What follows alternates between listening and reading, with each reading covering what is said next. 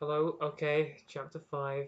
I'm really nervous about this chapter because not only is there new characters being introduced, but I'm going to be trying to do two accents I've never tried before. Well, one I've kind of tried, but the other one well, not for a long time. I haven't tried this accent.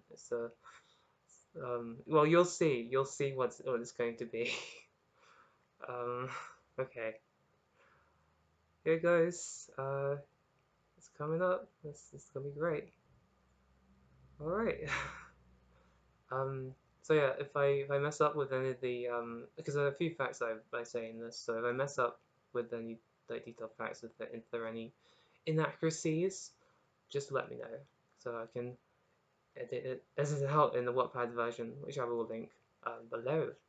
So yeah, on with chapter 5. Let's go. Let's go running into it like a marathon runner, except sprinting, because that's madness, and that's what this story is apparently. Well, a little bit.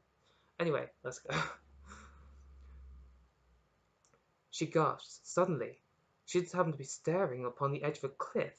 A gaping mouth of danger rushed to her sight as she imagined herself plummeting to the sharp and fatal rocks below that almost seemed to glint in the bright sunlight. Immediately she scrambled away from the edge. Where in good's name was she? The air was thick with an angry heat. She never experienced anything so hot, apart from those occasional days in the summer, where the sun would blast wave after wave of sweltering temperature to the point that she'd have fanned herself with her hand every other minute if she didn't want to melt into a silly human puddle. That would be quite the tale. Ahead of her was endless stretches of bright blue water. It mesmerized her for a moment. She was accustomed to the sea, her castle residing so inland. The great expanse was more beautiful than she had imagined. But she had bigger troubles. Everything here was unfamiliar, like exploring a whole new world. It was as if she was exploring one of her wild cousin Anton's bizarre imagined landscapes. But in reality, there were bright rocks and yellow wildlife that blew gently in the wind. None of the usual trees and damp mossy ground surrounding Ludlow Castle. Maybe she was dreaming. No, this felt too real.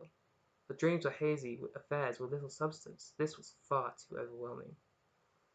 She stepped over a bundle of stones, and reedy twigs that snapped at her as her pointed leather shoes stepped over and around. They were weirdly strange and spiked plants too. She dared not touch them. They looked far too formidable monsters of the plant universe. "Are you?" she called out in a soft, high voice. "I dare say. Does anyone hear these cries?" She looked down and tutted loudly at the sight of her bright blue gown getting dirty. It was so hot, though, she almost wanted to rip it off and just flounder away in her undershirt and knickerbockers. "Yes." Okay. Your deep voice said, and a man appeared. His attire was bizarre, tight-fitting and sticking his body like a second skin. His attire was bizarre, tight-fitting and sticking to his body like a second skin. It was jet black, and made him look like a painted wooden soldier except for without any of the uniform decoration. He spoke with a very weird voice, pronouncing many words wrong. To her, if she hadn't been so relieved to see someone, she would have been shocked. "Excuse me, sir," she began, staring at him directly. He would not give eye contact, but rather stared at the nearby bush. "Where on earth are we?" 3000 BE, apparently, he said, again with that funny voice. "Apologies, but I do not understand," she tells him matter-of-factly. "We've been sent here. Didn't you get the 2D hologram?" "I have no idea what any of those words mean, sir." It amused him to witness someone so clueless, someone so locked in the past, but you suppose he too was locked in his own version of the past as well. "Are you literally from European medieval times or something?"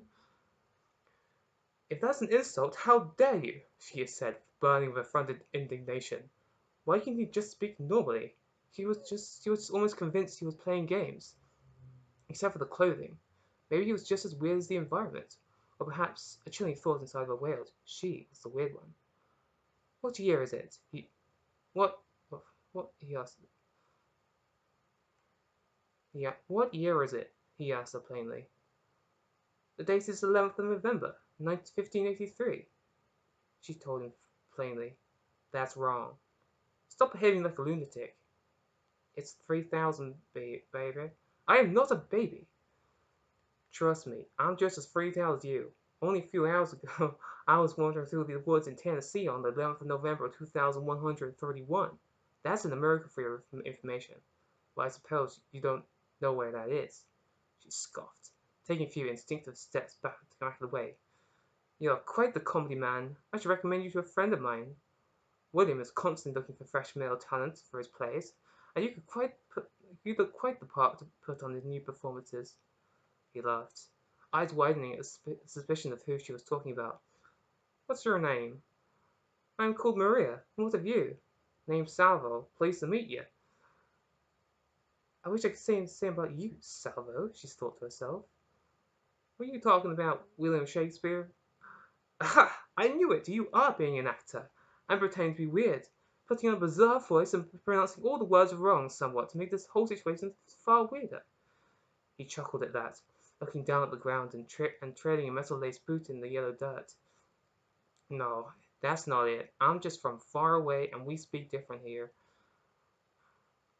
I've never heard such a dialect before. Perhaps the man was telling the truth about everything. Listen, your friend Shakespeare is a timeless classic that has never been forgotten by your people, or in fact any people around the world. Some of the most respected and intelligent humans being on this planet use lines from his plays to help convey meaning and insights into their arguments to help solve some of the world's fucked up problems, believe me. She sighed. She couldn't twist her head around this man's tale. It was just far too perplexed and strange. So was everything. She just wanted to return to Ludlow Castle. She was needed there. She ran that castle like a well-functioning society. What would they do without her? Salvo, sir, she said to him, I do not understand you, but if you are sincere, thank you for the great enlightenment. She was astounded she still had courtesy left within her. Looking round again, she could see now from her vantage point the beginning of some kind of a perverse forest to her right. They could be hunting game, and berries there, and who knows what else. Without even informing the strange man of her intentions, she strode off in that direction.